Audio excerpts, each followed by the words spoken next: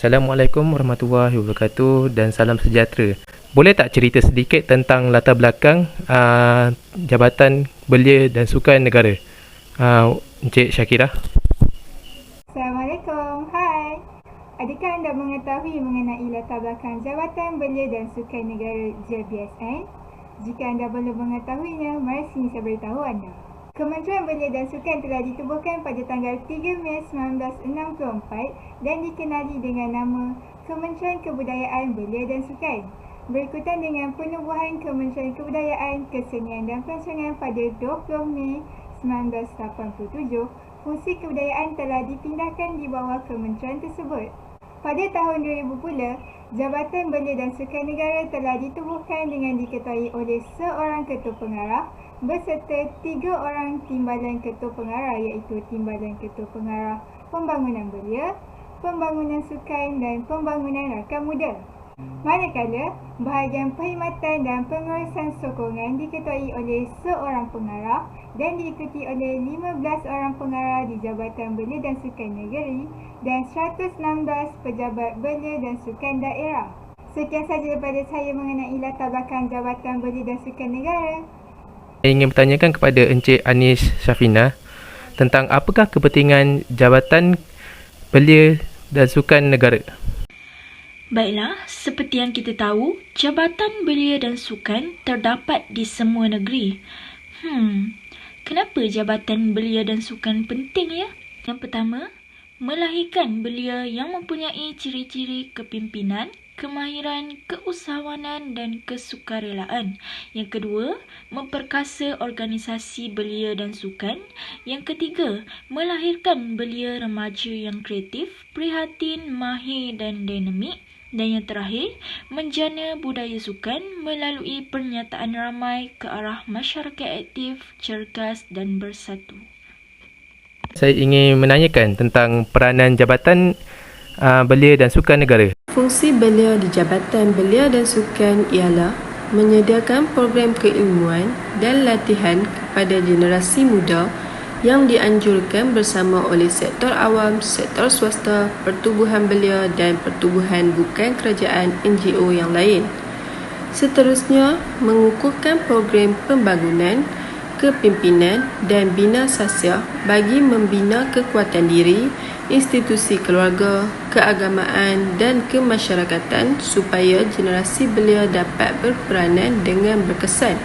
Akhir sekali, memantapkan program latihan, keusahawanan dan menyediakan kemudahan serta peluang perniagaan kepada golongan belia supaya mereka mampu berdikari, berdaya tahan dan berdaya saing di pasaran domestik dan global.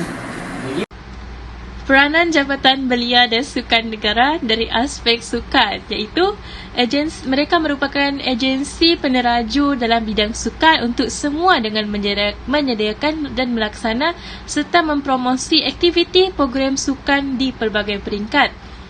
Selain itu, memperkukuhkan perkongsian ilmu dan kepakaran dengan menyediakan peluang latihan kepada penggerak sukan untuk semua. Malahan juga mengukuhkan jaringan kerjasama antara kementerian dan agensi serta bekerjasama dengan NGO dalam pembangunan sukan untuk semua seperti sukan dan seperti memberikan bantuan pusat latihan kepada atlet, memberikan perkongsian ilmu dan sebagainya. Saya ingin mewatarkan soalan terhadap Encik Nur Hasni tentang siapakah kumpulan sasaran terhadap Jabatan Belia Sukan dan Negara. Seterusnya, kumpulan SASA di dalam merangka perancangan strategik dalam memastikan KBS memainkan peranan sebagai badan induk ke atas pembangunan belia dan sukan. Sudah semestinya KBS perlu menentukan kumpulan sasar atau pelanggan yang perlu diberikan perkhidmatan. Penting bagi KBS untuk menentukan kumpulan sasarnya supaya lebih mudah bagi KBS merancang sesuatu program belia dan sukan yang ingin dilaksanakan serta memastikan objektif dan mesej yang ingin disampaikan di dalam suatu program akan sampai ke kumpulan sasar.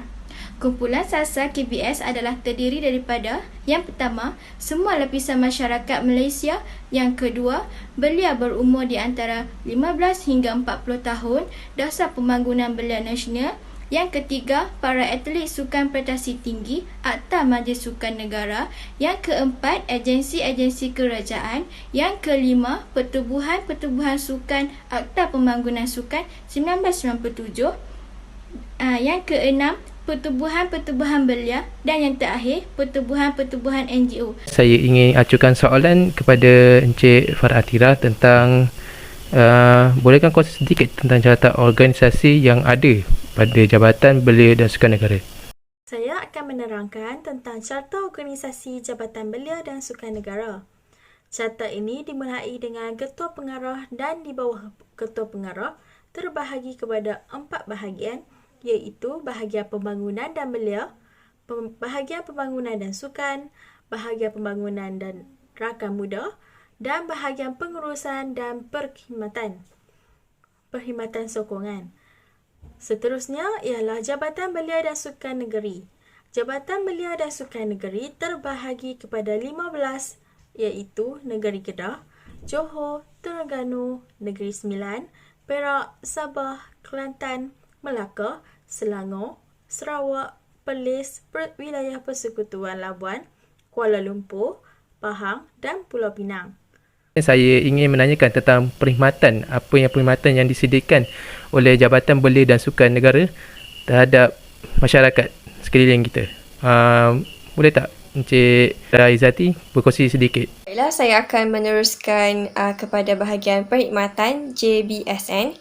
Objektifnya adalah untuk memberi dan melaksanakan urusan perkhidmatan dan pengurusan personal yang cekap dan teratur berdasarkan prinsip-prinsip perkhidmatan serta peraturan-peraturan yang telah ditetapkan. Baiklah, untuk bahagian perkhidmatan, bahagian perkhidmatan ini mengurus bahagian e-belia, pendaftaran badan sukan, pendaftaran pertubuhan belia, sistem pengurusan sukan bersepadu dan juga permohonan kemasukan program latihan kemahiran Institut Kemahiran Belia Negara IKBN, bandar penawar bidang minyak dan gas. Selain itu, perkhidmatan dalam JBSN juga ia melakukan permohonan e-bantuan bagi pertubuhan kerajaan, bukan kerajaan, NGO, program filo perdana dan filo korporat, pendaftaran Parlimen Belia Malaysia, program pertukaran belia antarabangsa dan juga Malaysian Youth Volunteer Leaders ataupun dikenali sebagai MyCorps. Terima kasih atas perkongsian tentang perkhidmatan yang disediakan oleh Jabatan Belia dan Sukan kepada Encik Aminah Izzati. Saya harap dengan ilmu-ilmu ni dan perkongsian ini dapat membantu masyarakat mengetahui Jabatan Belia dan Sukan Negara ini.